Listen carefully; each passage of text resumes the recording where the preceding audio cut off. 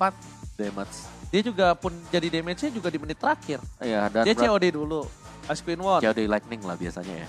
Enggak, jangan pakai Lightning. COD, Ice Queen One kalau misalnya dia dalam under pressure, COD sama Dominance. Ya, let's see lah nanti seperti apa untuk hasilnya di Land of Dawn. Karena game ketiga kita sudah mulai sekarang. Aura Blaze berjumpa dengan Yasbi dan Joy. Kali ini dengan Hayabusa dia. Mungkin ini adalah power pick bagi tim Yasbi sekarang. Dan let's see akan semengerikan apa. Karena gue penasaran terus terang sih. Karena kan Hayabusa dengan komposisi seperti ini, dia harus bisa targetin ke Altamis. Kalau Altamisnya lepas, ini bakal bahaya banget. Dan bakal nanti malfunction nantinya buat Hayabusa. Dan bakal satu hal yang cukup sulit adalah sebenarnya ini Joy-nya ini harus berpikir keras banget untuk benar-benar fokus ke one-man. One-one Valentina, one-one Valentina. Yang lain oke. Tebel-tebel. Dengan kasus-kasus yang berbeda. Maksudnya kasusnya kalau misalnya seperempat darah, setengah darah, atau bisa dipastikan owning dalam levelnya unggul sekali, itu nggak apa-apa. Yeah. Tapi kalau sama levelnya, item sama, gold sama, jangan deh. Ada baiknya. Tapi satu yang aku concern juga ya buat Yasbi ini adalah mereka punya 4 hero melee. 4 melee berarti bahwa enak banget nanti buat Valentina. Efek ya terrify-nya dia sekali lagi bakal membuat tempo permainan dari Yasbi agak sedikit nurun kalau memang mereka mau main cepat ya, ngeharas gitu. Dan ya di top lane-nya masih bisa dijaga juga Johead-nya. Romer bakal naik ke atas. Sepertinya ada recall mungkin yang dilakukan, bukan recall tapi masih stay di bagian dari turret. Drew Altamis lawan Wak Haji bersama dengan Ki. So let's see. Karena mereka butuh Brody juga untuk bisa melakukan penetration terhadap armor. Dengan hero tebal seperti ini, bisa jadi defensive play untuk Yasbi sembari menunggu Hayabusa untuk dapetin poin kill awal. Oke, dan bahkan kalau kita bisa lihat di sini akan menjadi pertarungan pertama mereka untuk bertemu dengan 4 versus 4 Omong Wawa. Dimana dari Rondel akan berada di level 3, sedangkan dari Aran di level 4. Tapi meskipun begitu, posisi dari para pemain dari tim Aura agak sedikit terpressure dan Retribution di tangan dari seorang Fan. Meskipun begitu, para pemain dari tim Yasbi mereka tidak berhasil mendapatkan apapun. Opung Wawa keunggulan dari seorang Akai melakukan distraksi dengan heavy spin-nya dan dapetin free Retribution. Emang balik lagi. Itu ngeselin. Ya, sebagai jungler. Sebagai jungler ya, aku kalau jadi lawannya Akai sendiri digituin ya sedih gitu loh. Kayak kita bisa pencet, cuma dijauhin dengan heavy spin yang nggak bisa diapa-apain kalau nggak ada Didi. Nggak ada yang bisa netralin dari heavy spinnya. Dan ya, kembali lagi dari sisi laning phase-nya seperti ini ya, aman banget buat Altamis True yang berada di top lane-nya. Mereka saling berbagi gold. Ini tinggal bagaimana mainin untuk objektif seperti turtle atau dapetin platingan gold sekarang. Dari Wak Hajinya masih mencari-cari bagaimana cara untuk bisa dapetin informasi siapa yang ada di dalam rumput. Sedangkan Altamis dengan keunggulan gold pelan dan pasti karena dari crab-nya sendiri jatuh ke tangan dari Aura Blaze dan Fan sudah naik ke atas. Oh ini bakal menjadi berbahaya untuk tim Yasbi. Fan. Dan dari kita lihat di sini sudah what the flicker dan Tyrus yang berhasil didapatkan, tapi sayang sekali kali ini masih coba dibalikan kembali keadaannya. Wahaji masih di depan sana mencoba diperangkap, tapi Choe shadow kill tidak berikan dan bersama dengan seorang lapu-lapu dan lihat ini dia double kill. Dibalikan kembali keadaan dan bahkan diunggulkan oleh tim Yasbi. What a play from Drew. Tapi ternyata good play, well play, belum menghasilkan good result. Ya, tapi kita sudah melihat ya bagaimana kalau memang kombinasi dari Aura Blaze jadi ya bakal seperti itu. Kenapa tadi belum efisien? Karena belum ada item yang didapatkan. Belum terlalu jadi juga dari item-itemnya Kizuto. First item ada Clock of Destiny. Di bottom lane-nya Aran lawan Yans masih saling menunggu siapa yang lebih dulu memunculkan wajahnya. Dan sedangkan Fan-nya tadi opening yang bagus dikombinasikan bersama dengan Flicker, ada Tyrant Revenge juga yang terjadi. Ya, tapi setup dari Aura Blaze yang harus diwaspadai nantinya di mid game atau bahkan di late game-nya. Oke, permainan yang cukup mahal berhasil dilakukan seorang Yasbi dengan counterisasi yang sangat baik dari para pemain dari tim Yasbi. Kali ini bakal coba mereka ambil wajah Kizuto, langsung menghindar begitu saja, mundur ke arah belakang dan bahkan Retribution dan keputusan yang sulit. Lihat Joy-nya. Gak bisa ngapa-ngapain dan bahkan Arannya masih bertahan hidup di bottom lane Om Wawa. Iya, dan Aran ini seharusnya menjadi akhir untuk Aran, kan masih bisa bertahan nih. Masih. Sedikit tapi dia nggak ada flicker.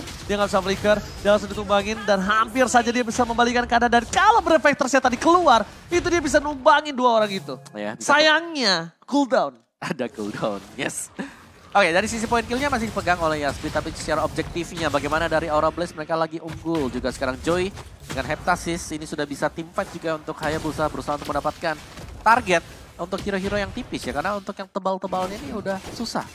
Drew-nya selalu gabung dengan Altamis. Bottom lane-nya tadi kita tahu 1 lawan 2 masih sustain juga dan butuh waktu lama untuk bisa ditumbangkan.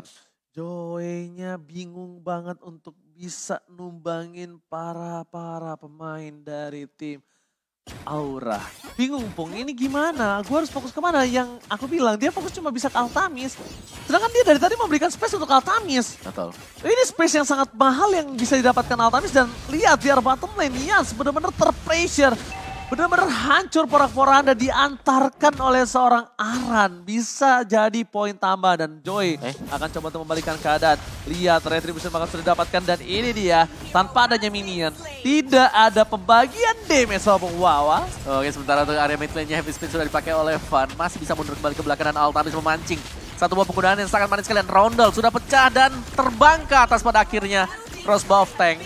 Tumbang untuk Povius yang dimana kita tahu memang dari Povius ketika Altamis sudah punya attack speed yang cukup dia bakal bisa meng-outplay. Meskipun memang lompat bakal ngurangin cooldown, bakal bisa membuat Povius selalu melompat dengan Demonic Force-nya, tapi bakal bisa di-outplay. Bisa di-outplay, tapi satu hal yang mereka harus perhatikan Opung Wawa.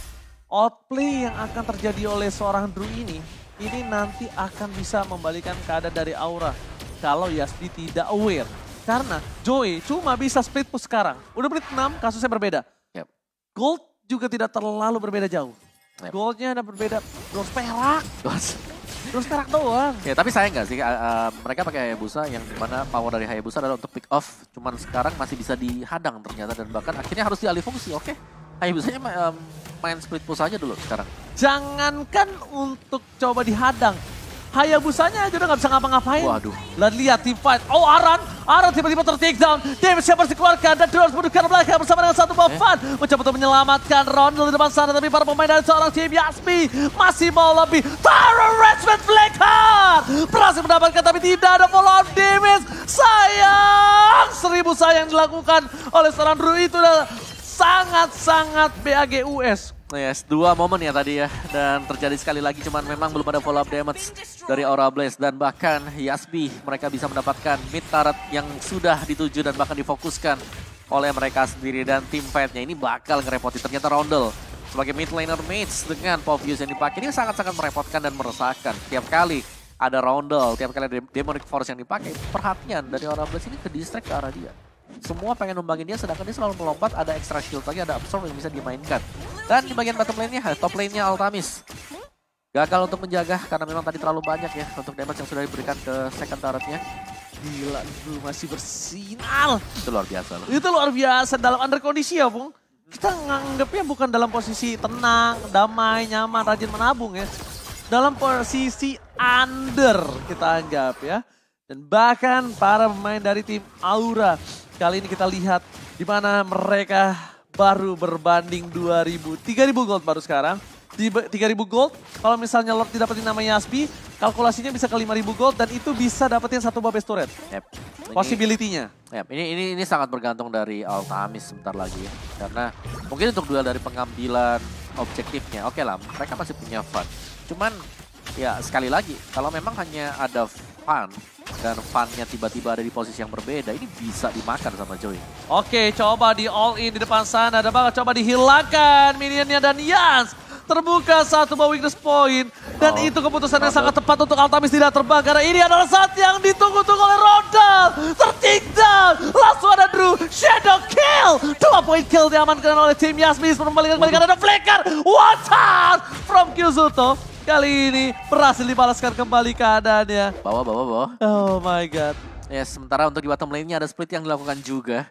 Dari Wak Hajinya bisa mencicil separuh dari base turret mirip Aura Blaze. Kira tadi flicker ya, tapi ternyata dia Arcane Strike. Jadi loncat sama Wildcats, aku kira flicker. Jauh ya jadinya ya? Iya jauh, lupa itu Valentina.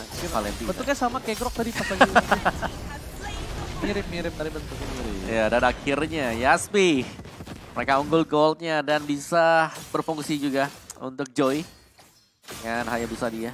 Ya meskipun memang ya bisa ditahan ya dengan hero tebal, tapi dengan unggul item attack. Bisa saja Joy langsung masuk ke belakang untuk nargetin ke Ultamis.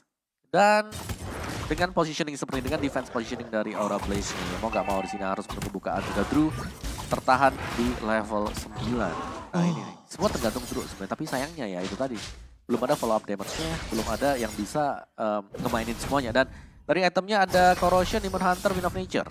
Ini buat 1-1. Wow, yang berat adalah Itu Malefic Roar dari Brody. BOD juga sih. Ada Fury's Hammer. Itu Hunter Strike atau nggak? Silence Rope, Still Like Plate. Pecahan-pecahan semua diberi sama dia. Respect.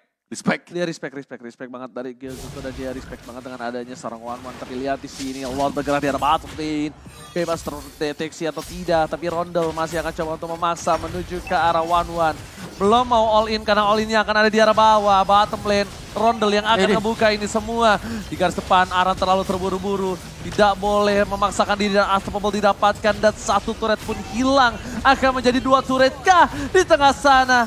Belum ada team fight yang sesungguhnya. Dan bahkan Crystal dulu pos berhasil dilempar ke arah depan, tapi ternyata pemain dari tim Aura kali ini tidak bisa memfollow up dan Ultamis take down. Ini Bancana Yasbi Esports berhasil memenangkan di debut pertamanya. Wow, 2-13 dari poin killnya dan Yasbi. Kemenangan. Dimana yang tadi kita tahu Hayabusanya dari early gamenya hanya farming dan juga farming. Ternyata bukannya datang dari Rondel. Dari Povius yang dimainkan sebagai mid laner. Dan akhirnya tumbang juga untuk Aura Blaze-nya. Kehilangan sedikit momentum tadi ya, meskipun memang ada bukaan yang dipakai tadi dari Drew 2 kali kita lihat ada di top lane, dan juga ada di purple buff-nya ternyata. Itu belum cukup sama sekali karena belum ada damage yang bisa diberikan juga. Dan debut pertama dari regular season kita, Yasbi akhirnya membuktikan diri mereka bahwa mereka bisa mengalahkan Aura Blaze. Salah satu kontestan yang berada di grup A. Nah, ini berarti ya kalau kita bicara grup B ini penuh dengan ya kuda hitam ya grup B-nya. Ngeri-ngeri semuanya.